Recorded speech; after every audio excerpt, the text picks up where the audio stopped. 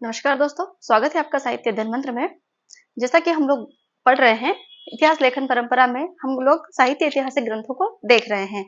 हम लोग 4 ग्रंथों को देख चुके हैं, जिसमें हम लोगों ने मिश्र बंधु विनोद को देख लिया है, ग्रेसन के ग्रंथ को देख लिया है, शिव सिंह सेंगर के ग्रंथ को देख लिया है और हमने गारतासी के ग्रंथ को भी देख लिया है। आज हम लोग आगे बढ़ते हुए आचार्य रामचंद्र शुक्ल जी के ग्रंथ हिंदी साहित्य का इतिहास को देखने वाले हैं। ठीक है, देखिए, हिंदी साहित्य का इतिहास ग्रंथ जो है 1919 ईस्वी में प्रकाशित हुआ। रामचंद्र शुक्ल ने, आचार्य रामचंद्र शुक्ल हिंदी साहित्य के बेताज बादशाह कहे जाते हैं, सबसे बड़े आलोचक कहे जाते हैं। दोस्तों, हिंदी साहित्य का इतिहास रामचंद्र शुक्ल द्वारा रचित जो है, अभी तक के हिंदी साहित्यिक ग्रंथों में सबसे सुव्यवस्थित और वैज्ञानिक विधेयवादी पद्धति पर आधारित ग्रंथ है। इसीलिए अब देखिए दोस्तों, हिंदी साहित्य का इतिहास ग्रंथ जो है ये 1929 में प्रकाशित हुआ था और इसका द्वितीय संस्करण आया था 1941। 1941 ऑप्शन में नहीं मिले तो 1940 पर भी लगा सकते हैं। 1940-41 दोनों ठीक है। ठीक है, उसके बाद आचार्य शुक्ल जी का देहांत हो गया था और यह इनका अंतिम ग्रंथ था। ठीक है, अब हिंदी साहित्य का इतिहास जब शुक्ल जी ने इसे लिखा था तब ये इस रूप में नहीं था। जब अगर 1928 इसकी भूमिका के रूप में इसे लिखा गया था। अब हिंदी शब्द सागर का प्रकाशन करवाया है नागरी प्रचारिणी सभा काशी के द्वारा। ठीक है, हिंदी शब्द सागर का प्रकाशन करवाया था। श्याम सुंदर दास के मस्तिष्क की उपज है। दोस्तों, हिंदी शब्द सागर लिखने का कार्य श्याम सुंदर दास जी ने, रामचंद्र शुक्ल ने इसकी भूमिका लिखने का कार्य, हिंदी शब्द सागर की भूमिका में आचार्य शुक्ल जी ने हिंदी साहित्य के इतिहास को हिंदी साहित्य का विकास शीर्षक के नाम से प्रकाशित करवाया था। ठीक है, इसका पूर्व नाम हिंदी साहित्य का विकास शीर्षक से 1928 में हिंदी शब्द सागर की भूमिका के रूप में सबसे पहले ये प्रकाशित हुआ था। पुस्तक के रूप में अलग से प्रकाशित हुआ, तब यह हिंदी साहित्य का इतिहास के नाम से 1929 ईस्वी में प्रकाशित करवाया गया। ठीक है दोस्तों, यहाँ तक क्लियर है। इसके बाद यह ग्रंथ विधेयवादी पद्धति पर आधारित था, यह हम लोग देख चुके हैं। विधेयवादी पद्धति पर आधारित होने के कारण यह ग्रंथ पहला ऐसा ग्रंथ था जो सुव्यवस्थित और वैज्ञानिक ग्रंथ माना गया। ठीक है, इसके शुक्ल जी ने इतिहास ग्रंथ को लिखने के लिए स्रोत सामग्री या कह सकते हैं इनके आधार ग्रंथ कौन से रहे हैं। ठीक है, इनके आधार ग्रंथ में सबसे पहले मिश्र बंधुओं मिश्र बंधु विनोद, जिसे हम लोग देख चुके हैं। मिश्र बंधु, यहाँ से सर्वाधिक कवियों का परिचय शुक्ल जी ने प्राप्त किया है। इसके बाद राम नरेश त्रिपाठी कृत कविता कौमुदी, श्याम सुंदर दास कृत हिंदी कोविद माला और हरिहर द्विवेदी कृत ब्रज माधुरी सार। ये 4 ग्रंथ ऐसे ग्रंथ है जो हिंदी साहित्य इतिहास के आधार ग्रंथ माने जाते हैं। दोस्तों, आचार्य शुक्ल ने इन्हीं चारों ग्रंथों से ही अपना हिंदी साहित्य का इतिहास जो है वो सामग्री यहाँ से ली है। हरिहर द्विवेदी जी को हम लोग वियोगी हरि के नाम से भी जानते हैं, इसे भी आप लोग चाहे तो लिख लीजिए। इन्हें ही हम वियोगी हरि भी कहते हैं।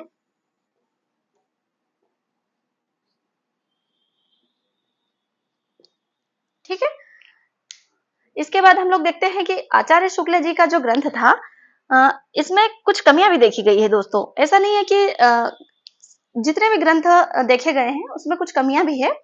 आचार्य शुक्ल जी के इस ग्रंथ में देखा जाए तो आचार्य शुक्ल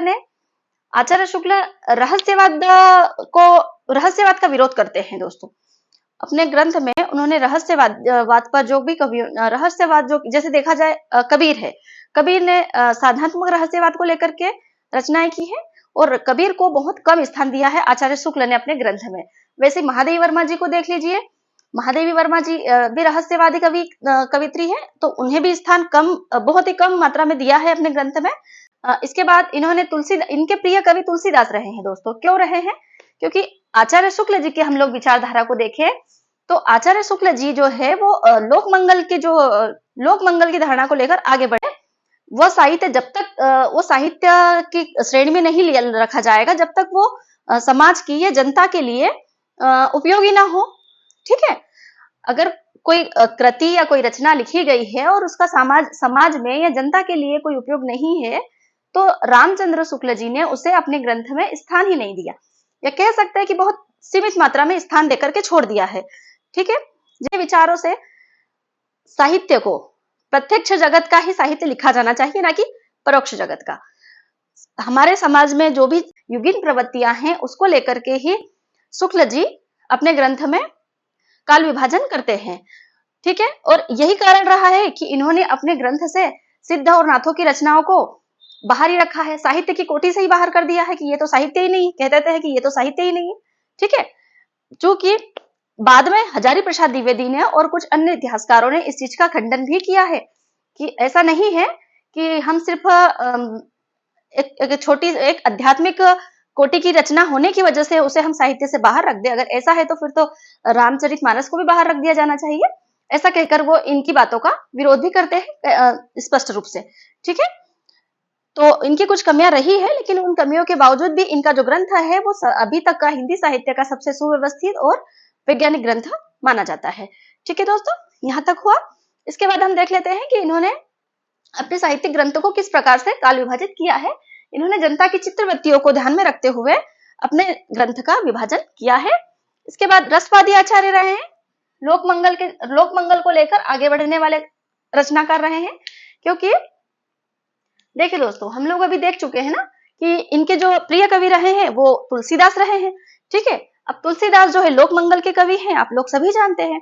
इनकी दृष्टि में तुलसीदास सर्वश्रेष्ठ कवि है।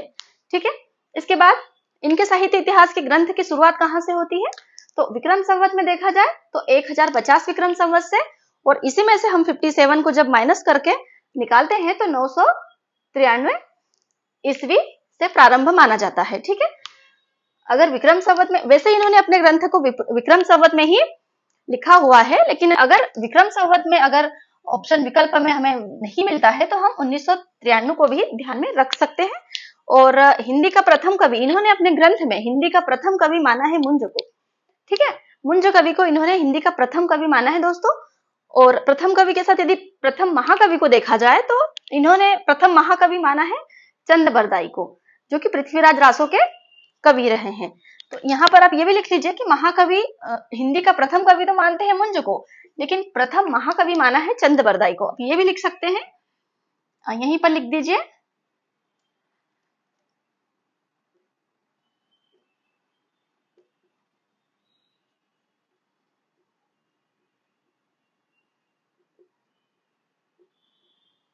ठीक है दोस्तों, चंद बरदाई को प्रथम महाकवि मानने वाले आचार्य शुक्ल हैं। ठीक है, इसके बाद मेन एंड मोस्ट इंपोर्टेंट दोहरे नामकरण का प्रारंभ शुक्ल जी के इतिहास से माना जाता है। इसके पहले हम लोगों ने पढ़ा है कि दोहरा जो विभाजन है वह कहां से शुरुआत हुई है, दोहरे विभाजन की शुरुआत हुई है मिश्रबंधु से। ठीक है, लेकिन दोहरे नामकरण की शुरुआत है आचार्य शुक्ल ने जो है वो इस्लामी आक्रमणों को माना है। उनका कहना है कि यदि इस्लाम जो भक्ति काल का उदय है वो इस्लाम की देन है, लेकिन इसका भी हजारी प्रसाद विरोध करते हुए कहते हैं कि ऐसा नहीं है, यदि इस्लाम भारत में नहीं आया होता तो भी भक्ति का जो रूप है वो ऐसा ही 12 आना ऐसे ही होता जैसा अभी है। तो उस समय जब शुक्ल जी ने इस बात को लिखा था कि अगर इस्लाम भारत में आया है, उसी के कारण जनता की चित्तवृत्तियों में जनता के पास भक्ति के अलावा और कोई दूसरा उपाय नहीं था। ठीक है, ये लिखा है। तो इसका खंडन करते हुए हजारी प्रसाद द्विवेदी को इसका खंडन करते हुए हजारी प्रसाद द्विवेदी ने लिखा है कि यदि इस्लाम नहीं आया होता तो भी भक्ति का स्वरूप जो है 12 आना ऐसा ही होता। ठीक है, तो हम लोग देखेंगे कि हजारी प्रसाद द्विवेदी जो है ना, इन्होंने शुक्ल जी का जगह जगह पर खंडन इनके विचारों का किया हुआ है। शुक्ल जी ने अपने ग्रंथ में हिंदी साहित्य के ग्रंथ हजारी प्रसाद द्विवेदी ने अपने ग्रंथ में कबीरदास जी को बहुत ज्यादा महत्व दिया है। ठीक है, उन्होंने कबीरदास जी के ऊपर अलग से एक पूरी पुस्तक लिखी है कबीर, और उन्होंने कबीर के ऊपर कई सारी, ठीक है, तो इसीलिए हम लोग कहते हैं कि इनके विचारों में भी परस्पर हमें विरोध देखने को मिलता है। अब देखिए दोस्तों, ऐसे तो हम लोग रचनाएं तो हम लोग याद कर लेंगे, इसमें कोई बहुत बड़ी बात नहीं है, और रचनाएं कोई भी याद करा देगा आपको। आप कहीं भी देख लीजिए, आप चाहे तो किताबों में भी देख सकते हैं कि रचनाएं आपको सारी मिल जाएगी और आप रचनाओं को याद भी कर लेंगे दोस्तों। लेकिन हिंदी साहित्य एक ऐसा विषय है कि सिर्फ इसमें रचनाएं याद करना ही उद्देश्य नहीं होता है। इसमें जो इनके आलोचक रहे हैं, जो इतिहासकार रहे हैं और जो भी इनके कवि लेखक रहे हैं, इनके विचारों को जानना जरूरी है। इन्होंने इस तरीके के विचार क्यों दिए, क्या कारण रहा है, क्या कारण है कि शुक्ल जी ने अपना प्रिय कवि तुलसीदास को माना है, जबकि हजारी प्रसाद द्विवेदी जी ने अपना प्रिय कवि कबीरदास जी को माना है। ठीक है, तो ये जितने भी इनके विचार हैं, इन्हीं को लेकर के पूरा हिंदी साहित्य आगे बढ़ेगा दोस्तों। मतलब हम लोग जब तक कि इसके आधार को नहीं समझ पाते, जब तक हिंदी साहित्य हमारी समझ में नहीं आता है। ठीक है, आगे हम लोग जितने भी प्रश्नों को देखेंगे या जो भी आगे आगे जो भी हम लोग पढ़ने वाले हैं, जैसे आदिकाल, भक्ति काल, रीति काल, आधुनिक काल, है ना, आगे तक हम लोग देखेंगे ना, यही निष्कर्ष निकल के आएगा कि अधिकतर चीजें जो है इनके विचारों के आसपास, देखिए इनके विचारों के आसपास ही चल रही है। देखिए अधिकतर, मतलब ऐसा भी होता है ना कि रचनाएं हम लोग तो याद कर सकते हैं, रचनाएं तो कोई भी याद करा देगा, लेकिन मुख्य चीज वो नहीं होती। मुख्य चीज ये है कि हम लोग उसे कितना समझ पाए हैं। अगर क्वेश्चन सीधे सीधे ना आकर के अगर क्वेश्चन घुमा फिरा के पूछ लिया एग्जाम्स में, तो फिर आप लोग कंफ्यूज हो जाएंगे ना, क्योंकि हमने तो सीधा सीधा सिर्फ फैक्चुअल चीजें याद करी है, तो सीधे सीधे फैक्ट पर बात करते हैं। लेकिन अगर एग्जाम में अगर इस तरह से क्वेश्चन नहीं बने हैं और अगर थोड़ा सा भी एग्जामिनर ने हमें घुमा दिया ना, तो फिर हम नहीं समझ पाएंगे कि एग्जैक्ट पूछा क्या है। तो इसीलिए सबसे पहले हमें आधार शिला रखना, मजबूत रखना बहुत जरूरी है दोस्तों, क्योंकि इस पर ही पूरा हिंदी साहित्य टिका हुआ है। हमारा मेन उद्देश्य हिंदी साहित्य को पढ़ने का ये भी होना चाहिए कि हम लोग हिंदी साहित्य पढ़ तो रहे हैं, सिर्फ रचनाएं नहीं पढ़ना है, सिर्फ लेखकों को नहीं पढ़ना है, इसका मेन उद्देश्य क्या है वो भी पढ़ना है ना दोस्तों। और इसके बाद हम जो भी पढ़ने वाले हैं आपको बहुत अच्छे से समझ में आने वाला है दोस्तों। यहाँ ये चीजें आपकी क्लियर हो जाएगी ना, उसके बाद आपको कहीं दिक्कत नहीं आना है। आप क्वेश्चन देखकर जहां इनके विचारों से या ऐसे कोई प्रश्न बिना किसी एफर्ट्स के ही आप लोग कर लोगे। ठीक है, तो समझ बनना बहुत जरूरी है दोस्तों। इसीलिए इतना सा बोलने का मेरा उद्देश्य रहा है कि आप लोगों को समझ में आ जाए। ठीक है, इसके बाद हम लोग इधर भी पढ़ चुके हैं कि प्राकृत की अंतिम अवस्था से हिंदी साहित्य का आरंभ माना है शुक्ल जी ने। ठीक है, अब देखिए ये प्राकृत क्या है, अपभ्रंश क्या है, ये सब चीजें क्या है, अभी आपको समझ में नहीं आ रहा होगा। तो इसके लिए हम लोग जैसे जैसे धीरे धीरे आगे बढ़ेंगे, भाषाएं पढ़ेंगे, भाषाओं का उद्भव कैसे हुआ है, ये सब चीजें पढ़ेंगे। ठीक है, वहां पर हम लोग ये चीजें भी पढ़ने वाले हैं कि ये प्राकृत शब्द कहाँ से निकल के आया है, ये अपभ्रंश शब्द कहाँ से निकल कर आया है। ठीक है, और प्राकृत की अंतिम अवस्था अपभ्रंश से ही हिंदी साहित्य का प्रारंभ माना है। ये जो लाइन है ना दोस्तों, ये बहुत इंपॉर्टेंट लाइन है। वैसे तो अभी आपको ये हो सकता है कि कुछ बच्चों को समझ में नहीं आ रही हो, ऐसे अधिकतर मेरा मानना है कि सभी बच्चों को इतना तो अब बेस बन ही गया होगा कि ये चीजें समझ में आ रही होगी। लेकिन अगर जिन लोगों को समझ अभी तक नहीं आया है कि ये अपभ्रंश की अवस्था क्या है, प्राकृत की अवस्था क्या है, ये चीजें अभी जिनको, भक्ति काल का उद्भव इस्लाम आक्रमण से, ये हम लोग पढ़ चुके हैं दोस्तों। इसके बाद युगीन प्रवृत्तियों को आधार बनाकर काल विभाजन किया, ये भी हम लोग पढ़ चुके हैं। इसके दोष भी हम लोगों ने अभी देख ही लिए हैं कि हिंदी सिद्ध और नाथों की रचनाओं को साहित्य की कोटि से अलग रखा है ना। रहस्यवाद के घोर विरोधी आचार्य हैं, ये भी हम देख चुके हैं। रहस्यवाद के विरोधी होने के कारण ही इन्होंने कबीरदास जी को अपने ग्रंथ में बहुत कम स्थान दिया है, और महादेवी वर्मा जी को भी, यहाँ तक कि ये छायावाद को भी, छायावाद के साथ भी ये न्याय नहीं कर पाते हैं। ठीक है, और इसके बाद इन्होंने इनका मानना है कि अध्यात्म कुछ नहीं होता है, जो भी है प्रत्यक्ष जो भी रचनाएं लिखी गई है प्रत्यक्ष जगत में रह करके, वही सत्य है। इसके बाद अध्यात्म कुछ नहीं होता है, एकांत प्रेम कुछ नहीं होता है, एक जगह बैठ के रोना धोना, ये सब इन चीजों में विश्वास नहीं करते थे, क्योंकि ये मस्तिष्क से सोचते थे। गोपियों के विरह वर्णन में भी आचार्य शुक्ल जी न्याय नहीं कर पाते हैं। ठीक है, आचार्य शुक्ल जी गोपियों के जब भ्रमर गीत सार में जब गोपियां आंसू बहाती है श्री कृष्ण के लिए, और जब वो रोती है, तो शुक्ल जी उन्हें भी बैठे ढाले का धंधा कह देते हैं। ठीक है, क्योंकि उनके लिए ये सब चीजें कोई मायने नहीं रखती है। उनके लिए रहस्यवाद और मतलब रोना धोना और अध्यात्म प्रेम, एकांत प्रेम, ये सब चीजें, इन सब चीजों को वो नहीं मानते हैं। इन सब चीजों को अपने साहित्य से वो बाहर ही रख देते हैं दोस्तों। ठीक है, इसीलिए बैठे ढाले का धंधा कहते हैं शुक्ल जी गोपियों के विरह वर्णन को। ठीक है, और वहीं नंद दुलारे वाजपेयी जी जो है वहीं नंद दुलारे वाजपेयी जी ने प्रयोगवादी कवियों को बैठे का धंधा कहा है। ठीक है, चलिए दोस्तों, यहाँ तक हम लोगों ने आज कर लिया है। अभी इसके बाद हम लोग हजारी प्रसाद द्विवेदी के ग्रंथ को और हम लोग राम कुमार वर्मा के ग्रंथ को, और इसके बाद जो भी बचता है आज ही हम लोग खत्म कर लेते हैं। ठीक है, इसके बाद हम लोग नया टॉपिक शुरू करेंगे। ठीक है दोस्तों, तो अगर यहाँ तक आपने देख लिया है तो आप चाहे तो इसे नोट डाउन कर सकते हैं, इसको एक बार फिर से देख लेते हैं। ठीक है, चलिए दोस्तों, एक बार फिर से देख लेते हैं। हिंदी साहित्य का इतिहास 1929 ईस्वी में प्रकाशित हुआ था। इसके लेखक रामचंद्र शुक्ल जी हैं। ठीक है, इसके बाद द्वितीय संस्करण जो है 1941, या विकल्प में नहीं हो तो 1940 लिख देंगे। ठीक है, हिंदी शब्द सागर की भूमिका के रूप में प्रकाशित हुआ था सबसे पहले। और हिंदी शब्द सागर की जो भूमिका है, हिंदी शब्द सागर जो है ये नागरी प्रचारिणी सभा काशी से प्रकाशित हुआ था। और हिंदी शब्द सागर जो है ये बाबू श्याम सुंदर दास के मस्तिष्क की उपज है। ठीक है, यहाँ कहीं आप मेंशन कर लेना इसको, बाबू श्याम सुंदर दास के मस्तिष्क की उपज है हिंदी शब्द सागर। ठीक है, इसके बाद सबसे पहले हिंदी शब्द सागर की भूमिका में यह किस नाम से प्रकाशित हुआ था? तो दोस्तों ये हुआ था हिंदी साहित्य का विकास के शीर्षक के नाम से प्रकाशित हुआ था। ठीक, इसके बाद हमने देखा विधेयवादी पद्धति पर आधारित ग्रंथ है लिखा हुआ। इसके बाद शुक्ल जी के ग्रंथ की स्रोत सामग्री आधार ग्रंथ किन्हें माना है?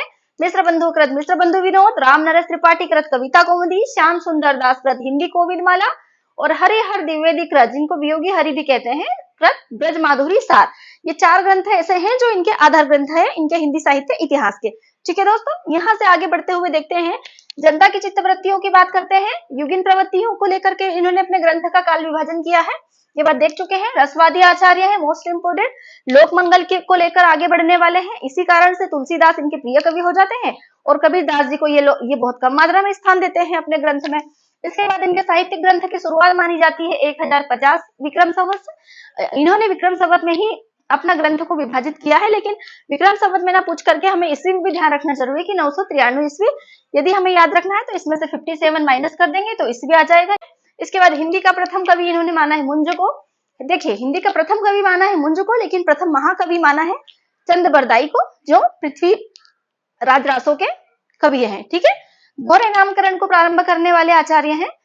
ठीक है, प्राकृत की अंतिम अवस्था से हिंदी साहित्य का प्रारंभ माना है इन्होंने। भक्ति काल के उद्भव में इन्होंने इस्लाम आक्रमण को माना है। युगिन प्रवृत्तियों का आधार बनाया है, समझ चुके हैं। दोष देखेंगे तो सिद्धनाथों की रचनाओं को साहित्य की कोटि से बाहर कर दिया है दोस्तों। ठीक है, रहस्यवाद के घोर विरोधी आचार्य हैं। ठीक है, इतना आप लोग समझ लीजिए। इसके बाद हम लोग अगला ग्रंथ देखेंगे। ठीक है दोस्तों, आते हैं हमारे अगले ग्रंथ पे। देखिए, आचार्य हजारी प्रसाद द्विवेदी हिंदी साहित्य की भूमिका, हिंदी साहित्य का उद्भव एवं विकास और हिंदी साहित्य का आदिकाल, ये तीनों ग्रंथ जो है हजारी प्रसाद द्विवेदी के इतिहास ग्रंथ है। ठीक है दोस्तों, हिंदी साहित्य की भूमिका 1940 ईस्वी में प्रकाशित हुआ है। हिंदी साहित्य उद्भव एवं विकास 1952 ईस्वी में प्रकाशित हुआ है। हिंदी साहित्य का आदिकाल 1952 ईस्वी में प्रकाशित हुआ है। ठीक है, आचार्य हजारी प्रसाद द्विवेदी जो है आचार्य शुक्ल जी के मतों को समय समय पर खंडित करते रहे हैं, उनकी स्थापनाओं को समय समय पर खंडित करते रहे हैं। दोनों परस्पर विरोधी आचार्य हैं, लेकिन कुछ विचारों को हजारी प्रसाद मान्य करते हैं। ठीक है, हजारी प्रसाद द्विवेदी ने आदिकाल को विरोधों एवं व्याघातों का युग कहा है। ठीक है, इसके बाद साहित्य में लोक मंगल की बात करते हैं। देखिए दोस्तों, यहाँ दोनों के विचारों में भिन्नता नहीं देखी जा सकती, क्योंकि जो शुक्ल जी हैं वो भी कहीं ना कहीं लोक मंगल की भावना को लेकर ही आगे बढ़े हैं, और हजारी प्रसाद द्विवेदी जी भी कहीं ना कहीं लोक मंगल की ही बात कर रहे हैं। उनकी दृष्टि में भी साहित्य लिए उपयोगी हो। ठीक है, कहीं ना कहीं उनका भी ये मानना है। तो इन्होंने भी अपने ग्रंथ में यही बात कही है कि जो साहित्य है वो मनुष्य के लिए होता है। ठीक है, देखिए यहाँ लिखा है मानवतावादी विचारक है और मनुष्य ही साहित्य का लक्ष्य है, ऐसा कहते हैं हजारी प्रसाद द्विवेदी जी। ठीक है, इसके बाद कबीरदास जी के प्रतिष्ठापक आचार्य हैं, तो इन्होंने हिंदी साहित्य का प्रारंभ 10वीं सदी से माना है दोस्तों। ठीक है, देखिए अभी हम लोग यहाँ सिर्फ ग्रंथों पर बात कर रहे हैं, इनके काल विभाजन की समय सीमा पर, और इसके अंदर डिटेल्स में भी हम नहीं जा रहे, काल विभाजन को पढ़ने वाले हैं दोस्तों। उस दौरान हम लोग देखने वाले हैं कि इनके काल विभाजन को कहां से कहां तक इन्होंने आदिकाल माना है, कहां से कहां तक रीतिकाल माना है, भक्तिकाल माना है। इस तरीके से हम फिर उनको डिवाइड करते हुए पढ़ते चलेंगे। ग्रंथों को देख रहे हैं दोस्तों, इसके बाद इनको जो इनका विभाजन है उसे पढ़ेंगे, ठीक है। तो देख लीजिए, हिंदी साहित्य का प्रारंभ 10वीं सदी से माना है। इसके बाद हिंदी का प्रथम कवि इन्होंने अब्दुल रहमान जी को माना है, ठीक है। अब्दुल रहमान संदेश रासक के रचयिता हैं, ठीक है दोस्तों। ये भी हमें आगे पढ़ने को मिलेगा। अभी आप इतना देख लीजिए कि अब्दुल रहमान को इन्होंने पहला कवि माना है, जो कि सर्वमान्य है, ठीक है। इसके बाद हम लोग देखते हैं कि मनुष्य को साहित्य का लक्ष्य मानने वाले हजारी प्रसाद द्विवेदी हैं। इनके तीनों ग्रंथों को याद रख लेंगे, ये इंपॉर्टेंट दृष्टि से ये बहुत महत्वपूर्ण है दोस्तों, क्योंकि हिंदी साहित्य की भूमिका, हिंदी साहित्य का उद्भव विकास और हिंदी साहित्य का आदिकाल, तीनों चीजें बहुत महत्वपूर्ण है दोस्तों। इन तीनों के नाम भी याद रखेंगे, साथ में इनके जो सन है ये भी याद रखना है, इनको भी नहीं भूलना है, ईस्वी में है, ठीक है। आप इन्हें भी अच्छे से याद करिए, ठीक है। इसके बाद हम लोग आगे बढ़ते हुए देखते हैं कि अगला हमारा इतिहास ग्रंथ कौन सा है, ठीक है। आगे आ जाते हैं, चलिए। इसके बाद हम लोग चलते हैं हिंदी साहित्य का आलोचनात्मक इतिहास पर, ठीक है दोस्तों। साहित्य का आलोचनात्मक इतिहास जो है 1938 ईस्वी में प्रकाशित हुआ है, ठीक है दोस्तों। यहाँ देख पा रहे हैं आप इसका, यहाँ देख पा रहे हैं 1938 ईस्वी में प्रकाशित हुआ है दोस्तों। और इसके लेखक है डॉक्टर राम कुमार वर्मा, ठीक है। हिंदी साहित्य का आलोचनात्मक इतिहास जो डॉक्टर राम कुमार वर्मा द्वारा लिखित है, यह एक अधूरा इतिहास ग्रंथ माना जाता है दोस्तों, ठीक है। अधूरा और अपूर्ण इतिहास ग्रंथ क्यों माना जाता है? अच्छा, अभी तक हम लोगों ने जितने भी साहित्य ऐतिहासिक ग्रंथ देखे हैं ना, सभी का डिवाइड आधुनिक काल तक सभी को विभाजित किया गया है, लेकिन सिर्फ आलोचनात्मक इतिहास रामकुमार वर्मा जी का ही ऐसा ग्रंथ है जो सिर्फ और सिर्फ भक्ति काल तक ही जिसका विभाजन रखा गया है दोस्तों, ठीक है। इन्होंने भक्ति काल तक ही अपने इतिहास ग्रंथ को सीमित रखा है, इस वजह से इसे अधूरा अपूर्ण प्रकरणों में विभाजित किया गया है इनके ग्रंथ को, ठीक है। चंदायन को सूफी रचना माना है इन्होंने, ठीक है। चंदायन जो है ये एक सूफी रचना है जो मुल्ला दाऊद की है, ठीक है। मुल्ला दाऊद कृत चंदायन जो है रचना, इन्होंने पहली सूफी रचना माना है दोस्तों रामकुमार वर्मा जी ने, और यह सर्वमान्य है। क्योंकि देखिए, जब हम लोग पढ़ेंगे ना कि प्रथम रचना कौन सी है, प्रथम कवि कौन से है, प्रथम महाकवि कौन से है, और किस आलोचक ने किसे प्रथम रचना माना है, किस आलोचक ने किसे प्रथम कवि माना है, ये सब भी हम लोग आगे पढ़ने वाले हैं दोस्तों, ठीक है। तो देखिए, सूफी रचना जो है चंदायन, इनको पहली सूफी रचना माना है रामकुमार वर्मा ने, ठीक है। इसके बाद ठीक है, ये सभी पॉइंट जितने भी मैंने यहाँ स्लाइड पर जितने भी पॉइंट मैंने लिखे हैं, ये सभी इंपॉर्टेंट पॉइंट ही लिखे हैं। पूरी स्लाइड इंपॉर्टेंट है दोस्तों, यहाँ से कुछ भी नहीं छोड़ना है आपको, ठीक है। ये सारी चीजें महत्वपूर्ण है, आपको सारा कुछ याद रखना ही है, ठीक है। इसके बाद हम लोग देखते हैं, देखिए, जब हम लोग आगे भक्ति काल पढ़ेंगे, भक्ति काल में हम लोग निर्गुण सगुण पढ़ेंगे, और निर्गुण के अंतर्गत हम लोग 2 शाखाएं पढ़ते हैं, जिसमें ज्ञानाश्रय शाखा और प्रेमाश्रय शाखा को पढ़ते हैं हम लोग, ठीक है, जो कि शुक्ल जी का विभाजन है। अब इसके बाद हम लोग देखते हैं कि जब रामचंद्र शुक्ल जी ने इसे विभाजित किया था भक्ति काल को, तो इन्होंने हमें ज्ञानाश्रय शाखा लिखते हुए इन्होंने संत काव्य उसे माना, सूफी काव्य माना है। ये 2 चीजें इंपॉर्टेंट है। जब हम लोग देखते हैं कि संत काव्य धारा, सूफी काव्य धारा, इसके बाद अभी कुछ ग्रंथ और बच जाते हैं हमारे, उनको भी अभी पढ़ना है, शायद एक क्लास में हो जाएंगे। नेक्स्ट क्लास में हम लोग सभी को कवर करने वाले हैं। हम लोग नया टॉपिक स्टार्ट करेंगे दोस्तों, ठीक है। उसके बाद हम लोग काल विभाजन पर ही आने वाले हैं, ठीक है। तो ठीक है, चलिए एक बार फिर से देख लेते हैं। लेखन परंपरा में ग्रंथों को देख रहे थे हम। आचार्य हजारी प्रसाद द्विवेदी कृत हिंदी साहित्य की भूमिका 1940 में प्रकाशित है। हिंदी साहित्य उद्भव एवं विकास 1952 में प्रकाशित है। हिंदी साहित्य का आदिकाल 1952 में प्रकाशित है। ये तीनों ग्रंथ बहुत इंपॉर्टेंट है दोस्तों, इनको नहीं भूलना है आपको, ठीक है। इनके सन भी नहीं भूलना है, ये अच्छे से याद करेंगे आप लोग। इसके बाद आदिकाल को विरोधों और व्याघातों का काल कहने वाले हजारी प्रसाद द्विवेदी है। मानवतावादी विचारक है, मनुष्य ही साहित्य का लक्ष्य है, ऐसा कहने वाले भी हजारी प्रसाद द्विवेदी है, ठीक है। ये भी लोक मंगल की बात करते हैं, ठीक है। ये भी मनुष्य को साहित्य के केंद्र में मानते हैं, ठीक है। इसके बाद कबीर के प्रतिष्ठापक आचार्य हैं। कबीरदास जी को हिंदी साहित्य जगत में प्रतिष्ठा दिलाने वाले जो महान साहित्यकार है वो हजारी प्रसाद द्विवेदी है, ठीक है दोस्तों। इसके बाद हिंदी साहित्य का प्रारंभ मानते हैं 10वीं सदी से। जब हम लोग आगे काल विभाजन पढ़ेंगे तब आपको वहां पर ये बातें और स्पष्ट हो जाएगी दोस्तों, ठीक है। इसके बाद हिंदी का पहला कवि मानते हैं अब्दुल रहमान जी को। संदेश रासक के रचयिता अब्दुल रहमान जी हैं, जो जिन्हें ये हिंदी का पहला कवि मानते हैं, जो कि सर्वमान्य भी है। और आगे चल के हम किन किन रचनाकारों ने किन्हें किन्हें पहला कवि माना है उसे भी देखने वाले हैं, और किन्हें किन्हें पहली रचना माना है उसे भी देखेंगे। ठीक है दोस्तों।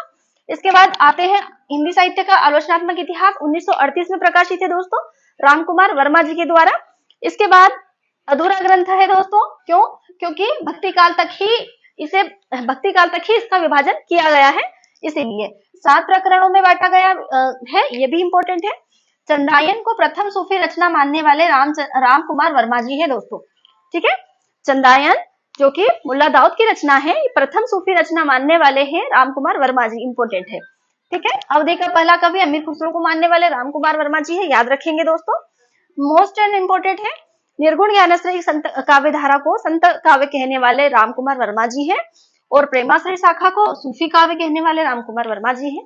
ठीक है, इसके बाद ठीक है दोस्तों, तो आज क्लास यहीं तक रखते हैं। इसके बाद हम नेक्स्ट वीडियो में ग्रंथों साहित्य ऐतिहासिक ग्रंथों को समाप्त कर लेंगे, और उसके बाद हम लोग नया टॉपिक स्टार्ट कर लेंगे। ठीक है दोस्तों, नमस्कार।